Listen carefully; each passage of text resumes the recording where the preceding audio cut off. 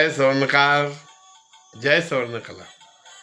आज आपके समक्ष मन की बात राजेश वर्मा के साथ सीरियल का पार्ट 167 लेके आ रहा हूँ भैया। आज का जो विषय है, मेलबर्न ऑस्ट्रेलिया निवासी, पैतृक भूमि भीलवाड़ा राजस्थान, मेरा लाडला अनुज भाई सूर्य प्रकाश जी, श्री ओम प्रकाश जी रुनवाल साहब, यह जो है पिछले 20 से 25 वर्षों से मेलबर्न ऑस्ट्रेलिया में रहते हैं।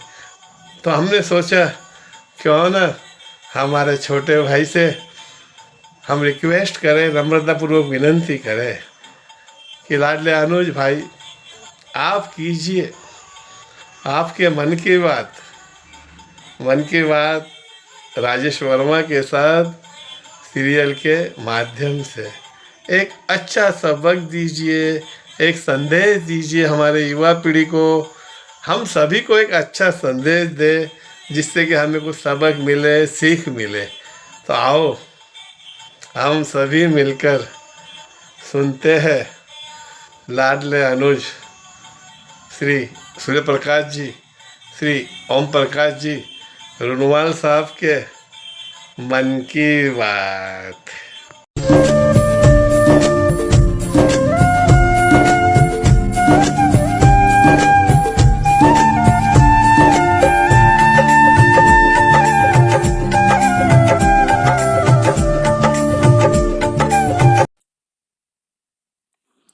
सबको नमस्ते। मेरा नाम सूर्य प्रकाश सोनी है। मैं सबसे पहले धन्यवाद देना चाहूँगा श्री राजेश जी का, जिन्होंने मुझे ये मौका दिया कि मैं अपने मन की बात आप सभी से इस वीडियो के माध्यम से कर सकूं। मैं प्रयास करूंगा इस वीडियो के माध्यम से कि युवाओं को, माता पिताओं को मैं प्रेरणा दे सकूं कि क्या क्या जीवन में क्या संभावनाएं होती है और किस तरह से हम उन संभावनाओं को सफलता के लिए बेहतर कर सकते हैं। सफलता की परिभाषा बहुत कठिन है। लोगों के, हर व्यक्ति के मन में, हर व्यक्ति की काबिलियत के हिसाब से परिप्रेक्ष्य में सफलता का अलग अर्थ निकलता है। लेकिन सभी सफलता के मूल में एक बात सत्य यह है कि शिक्षा बहुत ही जरूरी है। और मैं शिक्षा में सिर्फ डिग्री और कागज की बात नहीं कर रहा हूँ। मैं शिक्षा मतलब अनुभव, शिक्षा मतलब प्रैक्टिकल ज्ञान। और इसके पीछे भी एक कदम और हम पीछे जाएं कि जैसे मैंने अपनी शिक्षा ली तो सिर्फ मेरे अंदर तो काबिलियत थी, मैंने पढ़ाई करी, लेकिन उसके पीछे जो सोच थी वो मेरे माता पिता की थी, परिवार के लोगों की थी कि उन्होंने मुझे मेरी काबिलियत को परखा और मुझे उस दिशा में आगे बढ़ने के लिए प्रोत्साहन देते रहे। तो सबसे पहले मैं सभी माता पिताओं से निवेदन करूंगा कि स्वयं की शिक्षा और स्वयं के अनुभव को बढ़ाते हुए उस अनुभव को प्रयोग हम बच्चों में, नेक्स्ट जनरेशन में करें। शिक्षा के अंदर ये चीज भी आ जाती कि हम हमारे संस्कार, हमारे अध्यात्म से भी साथ में जुड़े रहें।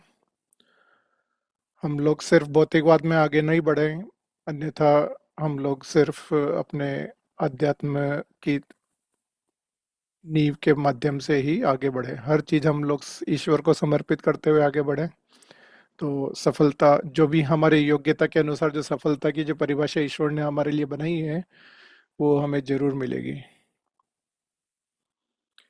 तो ऑस्ट्रेलिया में रहता हूँ मैं पिछले 20 वर्षों से। परिवार से, घर से तो मैं 10वीं कक्षा के बाद से ही बाहर रहने लगा हूँ। 1998-99 से मैं घर से बाहर रहने लगा हूँ। कोटा में भी इंजीनियरिंग की पढ़ाई करी, तैयारी करी, फिर जोधपुर से मैंने इंजीनियरिंग करी है। तो लगातार परिवार से दूर रहना, एक अलग समस्याओं को व्यक्तिगत रूप में फेस करना, एक दुनिया को फेस करना, वो मेरे लिए सबसे बड़ी शिक्षा का कारण बना। पिताजी मेरे हमेशा ये कहते हैं कि जितना हम लोग यात्रा करेंगे, जितना हम ट्रैवल करेंगे, जितने ज़्यादा लोगों से हम मिलेंगे, उतनी हमारी प्रैक्टिकल ज्ञान बढ़ेगा और हम लोग एक सोचने का तरीका, हमारा समझने का तरीका, एक कठिनाइयों को देखने का तरीका हमारा बदलेगा। मैं ज़्यादा विस्तार में नहीं जाते हुए सीधा मैं अपने ऑस्ट्रेलिया के पिछले 20 वर्षों के अंदर कुछ महत्वपूर्ण, जो कह सकते हैं कि जो महत्वपूर्ण कारण बने, जिसमें मैं कह सकता हूँ कि कुछ हद तक मैं सफल हो पाया, तो उन अनुभवों को मैं आपके साथ शेयर करूँगा। सबसे महत्वपूर्ण बात युवा बच्चे बच्चियों के लिए कि सामाजिकता, जैसे हम लोग स्वर्णकार समाज से हैं, तो सामाजिकता बहुत रूढ़िवादी बात हो गई है, पुरानी चीज हो गई है, ऐसा हम लोग सोचते हैं, तो वो बिल्कुल सोचना गलत है। समाज से ही हमें और हम ही हमसे ही समाज है। जितनी गंभीरता, जितनी सफलता हमारी व्यक्तिगत होगी, उतने ही हमारे समाज की सफलता में उसमें योगदान बनेगा। और हम स्वयं बिना समाज के सफल नहीं हो सकते हैं। तो समाज का अर्थ सिर्फ स्वर्णकार समाज से नहीं है। समाज का अर्थ ये कि जिस सोसाइटी में, जिस जगह पे हम आप रहते हो, जहाँ पर भी आप हो, जिस भी लोगों से आपका दिन प्रतिदिन मुलाकात होती है, तो उनके साथ जो आपका संबंध है, उनके साथ जो कनेक्शन, जो नेटवर्क आपने बनाया है, वो काफ़ी महत्वपूर्ण होता है। तो जब मैं as a student masters degree करने ऑस्ट्रेलिया आया, तो मैंने आते ही यहाँ राजस्थानी कुटुंब विक्टोरिया करके एक कम्युनिटी संस्थान है, तो उसको मैंने ज्वाइन कर लिया। तो भारत से, घर से 10,000 किलोमीटर दूर, अचानक उस संस्थान को ज्वाइन करते ही मेरे लिए 100 परिवार, मेरे एक्सटेंडेड परिवार की तरह मुझे एक यहाँ कनेक्शन बन गए। और मुझे जो भी छोटी बड़ी समस्याएं थी, उन्होंने सबने मिलजुल के मुझे गाइड करके, प्रोत्साहन करके उन समस्याओं से ऊपर उठाया।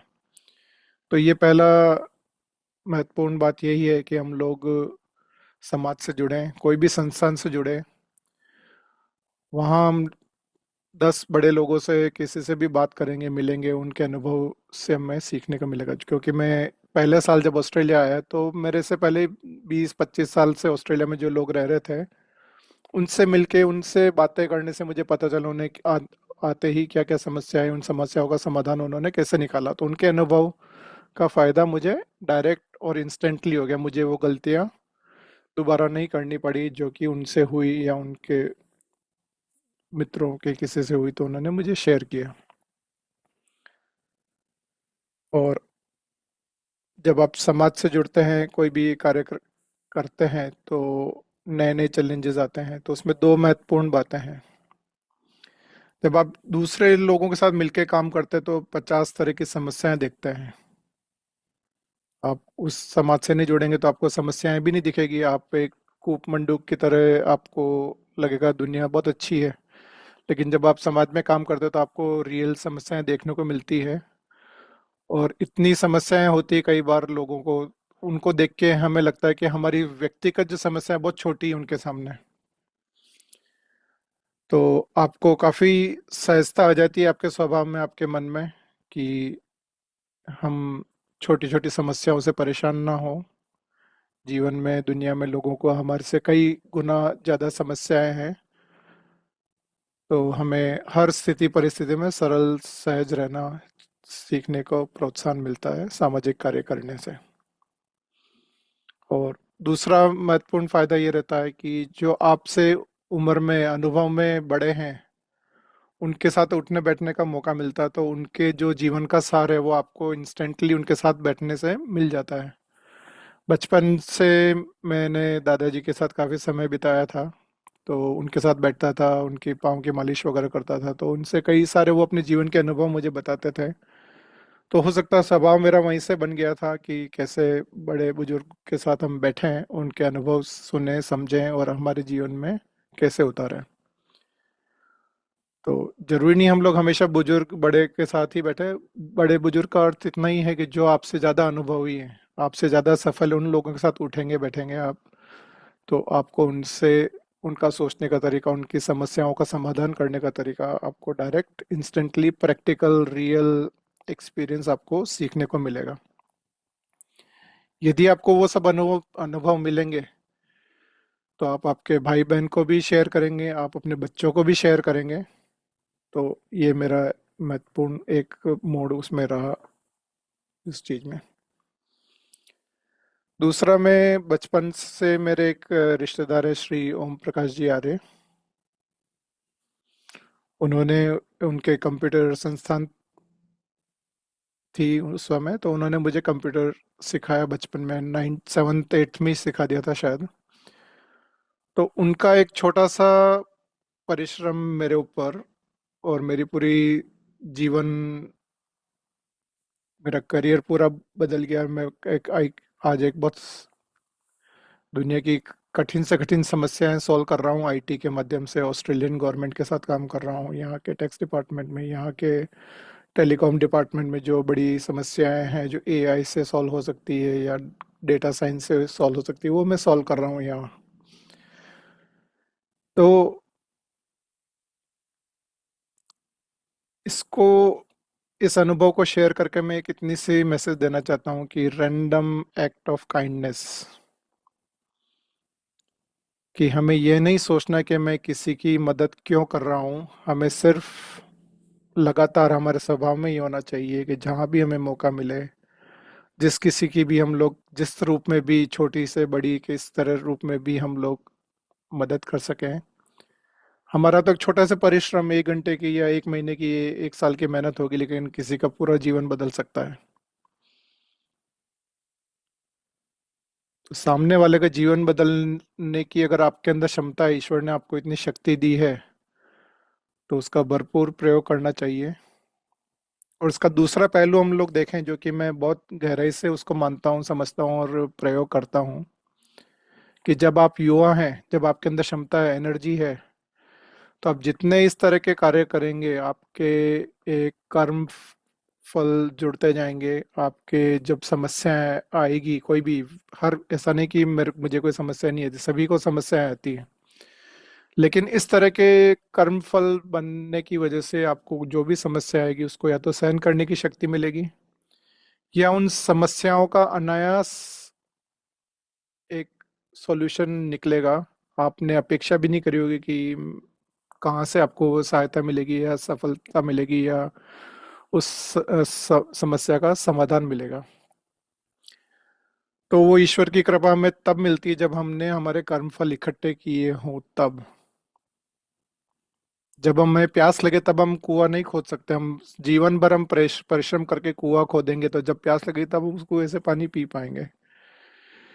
तो एक छोटे से अनुभव से मैंने शेयर किया कि हम कैसे लगातार जीवन में लोगों की जहाँ संभव हो, किसी भी रूप में, बिना ये सोचे कि मैं उस व्यक्ति की सहायता करने से उस व्यक्ति से मुझे वापस क्या मिलेगा, ये अपेक्षा हमें बिल्कुल नहीं रखनी चाहिए। और अक्सर ये भी होता है कि हम जिनकी सहायता कर रहे होते हैं, तो उनसे कोई जरूरी नहीं है कि हमें उनसे वापस रिटर्न कोई मिलेगा, लेकिन रिटर्न हमें दूसरे रूप में ईश्वर देता है, जिसका मैंने जीवन में अनेकों बार अनुभव किया है। तो इसके माध्यम से मैं लोगों को प्रेरणा दूंगा कि आप भी इस तरह के सेवा भाव मन में हमेशा रखें। और ये सब आप सब कब कर सकते हैं? जब आपके अंदर ऊर्जा है, जब आप युवा अवस्था में हैं, जब आप करने की क्षमता रखते हैं। कई बार हम युवा लोगों को, मैं यहाँ ऑस्ट्रेलिया में भी देखता हूँ कि सिर्फ मी, माई फैमिली, माई सेल्फ, उतने तक ही सीमित रहते हैं लोग। ज़्यादा बाहर नहीं देखते, ज़्यादा सहायता नहीं करते, ज़्यादा लोगों के, दूसरों के दुख दर्द को कम करने में ज़्यादा परिश्रम नहीं कर पाते हैं। चाहे तो बहुत ज़्यादा अपने आप को बिजी कर लेते हैं काम में, या स्वभाव भी वैसा ही हो जाता है। तो आप बचपन से ही या कम उम्र से ही ऐसा स्वभाव बनाएं कि आप ज़्यादा से ज़्यादा लोगों की सहायता करें, तो उससे आपको ही आने वाले समय में आपकी कठिन समस्याओं का हल मिल पाएगा।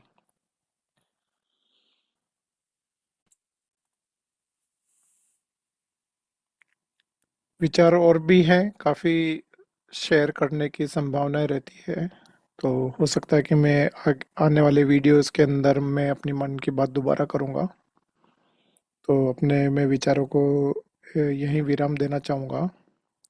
कुछ एक दो विशेष टिप्पणियां मैं, जब मैंने काफ़ी विस्तार से श्री राजेश जी से चर्चा करी, तो उनके साथ हमारी बातचीत में कुछ बातें आई है तो मैं समाज के साथ दोबारा शेयर करना चाहूँगा उन बातों को भी कि एक तो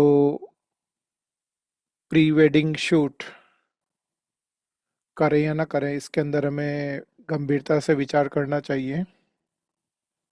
काफ़ी कॉमन हो रहा है आजकल, लेकिन मैं पेरेंट्स के विवेक के ऊपर छोड़ता हूँ कि ये उचित है कि नहीं है, लेकिन इसमें विचार गंभीरता, उसका कोई फायदा कुछ नहीं है, सिर्फ हम एक वेस्टर्न कल्चर को फॉलो कर रहे हैं। भारत में ऑलरेडी इतनी विस्तार से शादियाँ और इतने सारे त्योहार और सब कुछ होते हैं, तो हमारे जीवन में उत्साह की या इस तरह के सेलिब्रेशन की कहीं कमी नहीं नहीं होती है।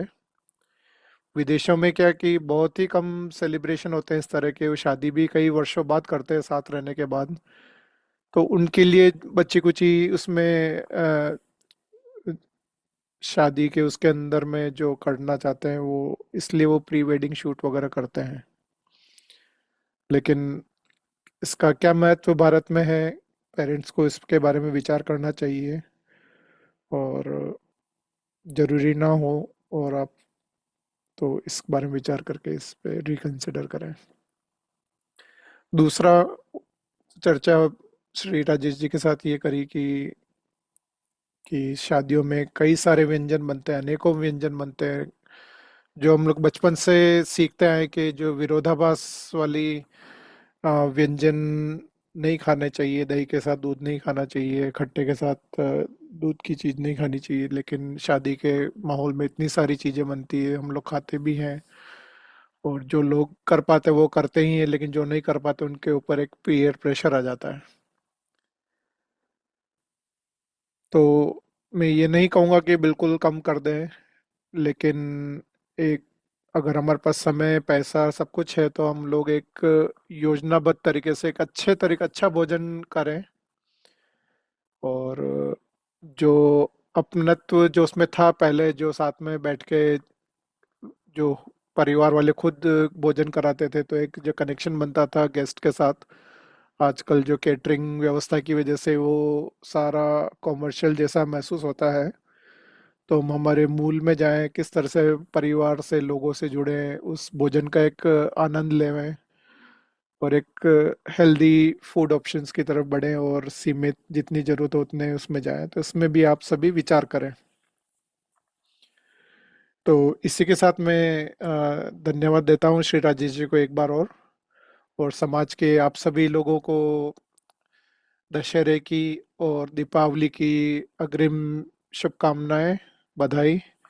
और आप सबसे दोबारा मिलने का मौका मिलेगा, मैं अपने इस मन की बात वीडियो के माध्यम से आपसे मेरे अनेक और अनुभव आपसे शेयर करना चाहूँगा।